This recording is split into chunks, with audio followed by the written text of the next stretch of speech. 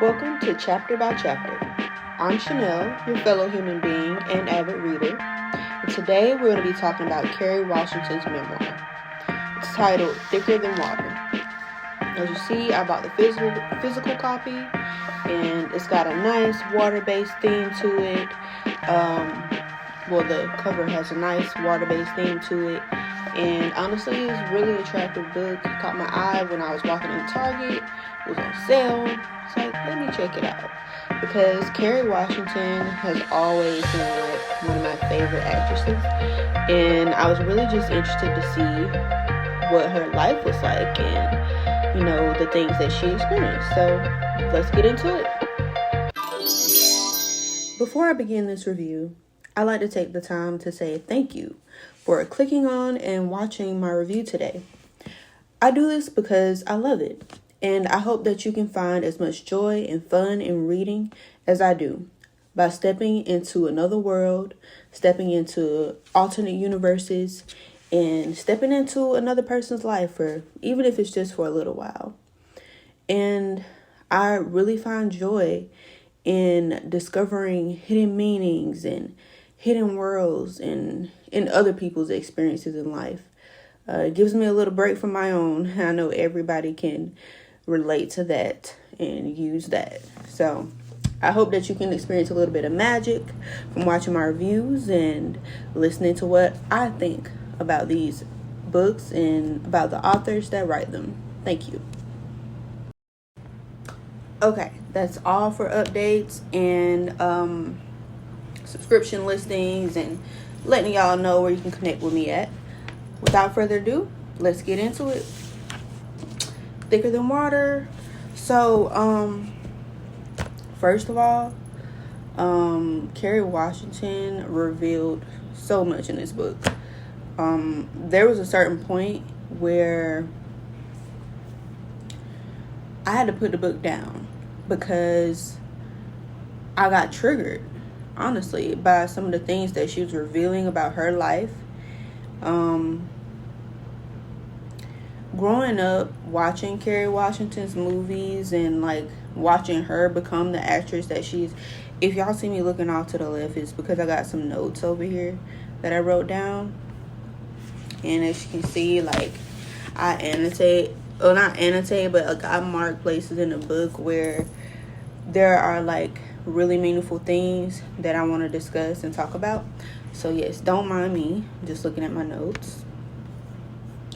But there will also be a full review on Goodreads. I'll tag that below as well. Let's see. So this book was really raw, very personal. I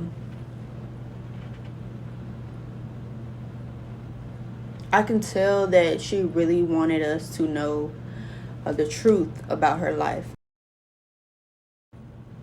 So Kerry begins telling her story by on a day where her parents called her over and told her that they had something to tell her. And this was a big foreshadowing moment in the beginning of the book. We don't get to find out what that thing is that her parents have to tell her until the end of the book. And it's very, I won't say it's shocking, but I would say that if it was me finding out this information about my parents, I definitely would have been shocked. And I wouldn't have known how to proceed from that point forward without some therapy, to be honest. So before she reveals what it is that her parents have to tell her to us, she goes from the beginning of her life through to the end of her life and details all the things that she's gone through, the things that have made her her. She talks about her issues with her body issues and how she's had to go through therapy throughout most of her life to deal with those things, eating disorders, perfectionism, things that many Black and brown women deal with. I can only speak from Black and brown women perspective because I'm a part of that group. I know that women as a whole deal with these issues in general, However, like I said, I can only speak from my experience, and know that it is very deep for brown women, comparing ourselves to body images that we see on TV. So the same body shapes that one set of people are praised for is the same body shape that another set of people, my set of people, is often condemned for.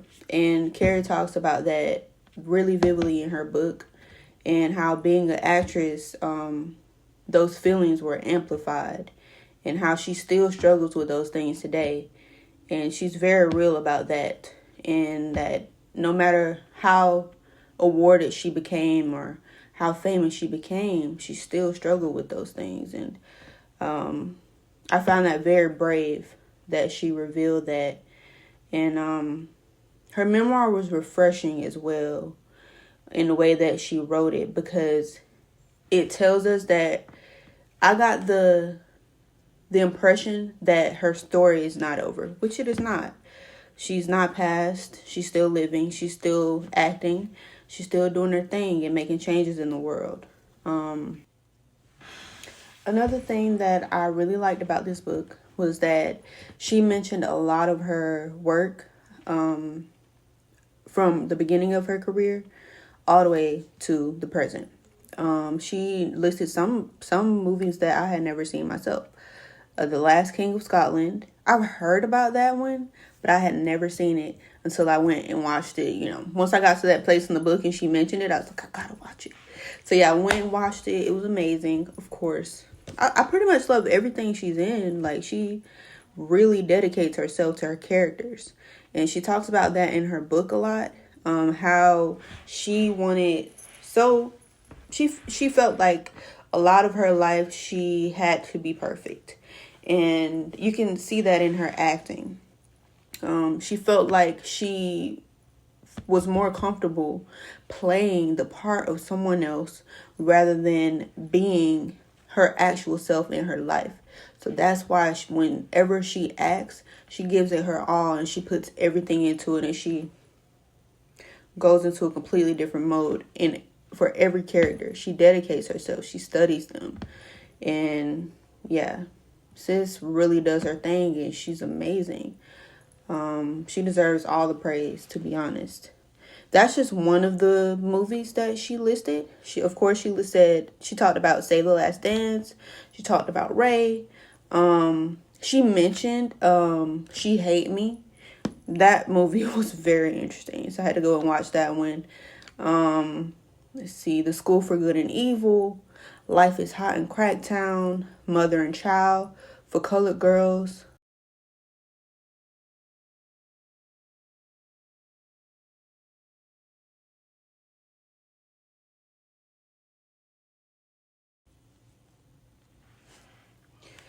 This was one of the passages that triggered me and made me think about some things about my own life that were relative to what Kerry said she went through with sexual assault and sexual trauma, and dealing with the emotional wreckage that often causes in people's lives. On page 154, the chapter titled Monsoon Season. It's chapter 8. She goes, "It is strange how memory works. In my life, there are things that I remember with clarity and other things that remain a disjointed blur.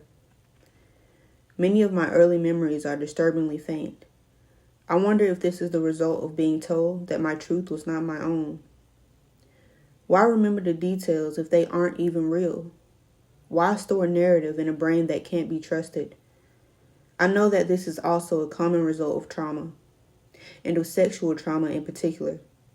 And yet, those memories of sexual violation are some of the clearest memories I have.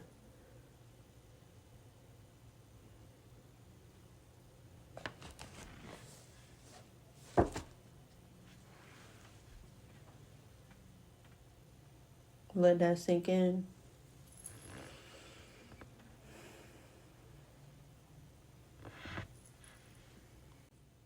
In a passage on page 161, Kerry talks about her struggle with repeated rejection. I didn't get either of these roles. Repeated rejection is a way of life for any actor, but each rejection weighed heavily on me. This was especially true at the beginning of my career, because when I heard no, it felt like a rejection of me personally. Every time I was not chosen to play a role, I slid back into those early feelings of invisibility, loneliness, and inadequacy. That passage stood out to me because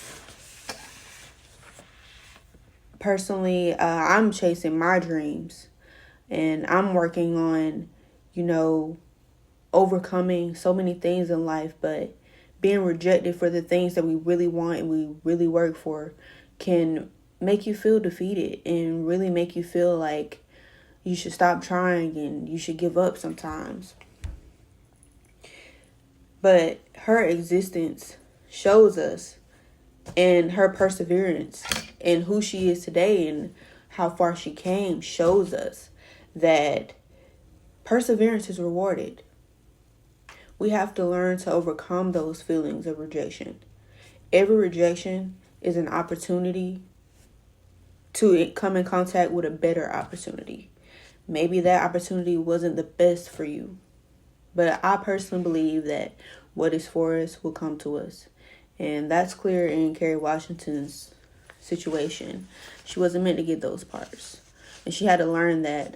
She talks about going to therapy and dealing with the issues that arose for her. This is the last passage that I'll quote from the book. It's on page 163. Unlike in high school and college, weed and alcohol were no longer an option. I couldn't enjoy the feeling of being out of control. Using them didn't allow me to maintain the facade of perfection. Food and exercise were my drugs of choice because everyone eats and many people work out. So I could mask my abuse behind socially acceptable behavior and remain high functioning in the midst of the maelstrom. But behind closed doors, the behavior was extreme, and the obsession was debilitating. I hated myself, which made me want to escape further into the emotional numbness that this abuse of my body provided. I can closely relate to, that's the end of the quote. And to elaborate, I can closely relate to the body issues that Kerry is going through. And rather than using drugs or alcohol to escape, constantly critiquing your own body, constantly monitoring what you eat. I went through that as a teen growing up.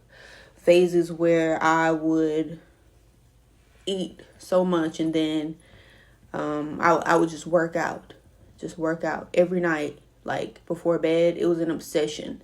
I had to do sit-ups. I had to do jumping jacks. I had to do push-ups. And I had an obsession with making sure that I never got fat. Never. This is very personal. I've never talked to anyone about this, but I feel comfortable sharing it. Kerry's book inspired me to be more honest with myself about my life. And yes, I did go through some of those same issues. And I haven't really been able to put words to what I went through until now. And oftentimes for me, that's the magic of reading other people's books and experiences. Really getting another perspective on things and getting a new point of view on how to view things that you've gone through. But yes, I obsessively worked out after I ate. Sometimes I would starve myself just so I could lose a couple pounds, and I'd go running vigorously after school, not work, every day. This kind of continued into high school, but I got out of it when I went off to college, and I just started to focus more on excelling rather than my body image, and accepting myself the way that I am. That became more important to me than anything. Just accepting who I am and accepting what I look like. And I've grown a lot since then, and it takes a lot to admit something like that, especially to the world.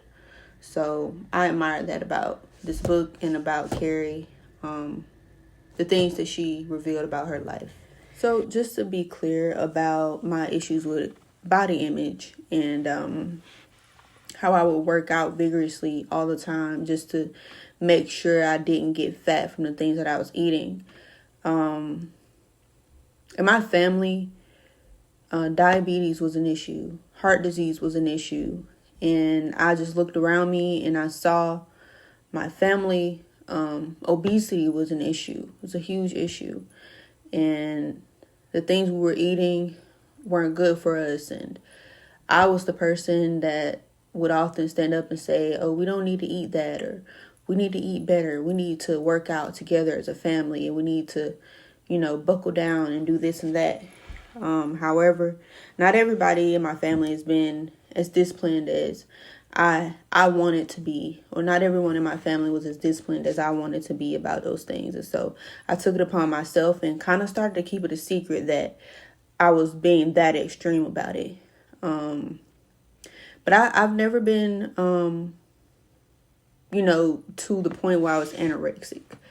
I've never been so skinny that, my bones showed or people were worried about me from that aspect. I just made sure that I worked off the food that I ate. But I stayed to it at a healthy way. See, I'm still processing these things, honestly. But I had like a certain body image that I wanted to keep up. It was like a lean, shapely, little fat here, little fat there, but skinny kind of look.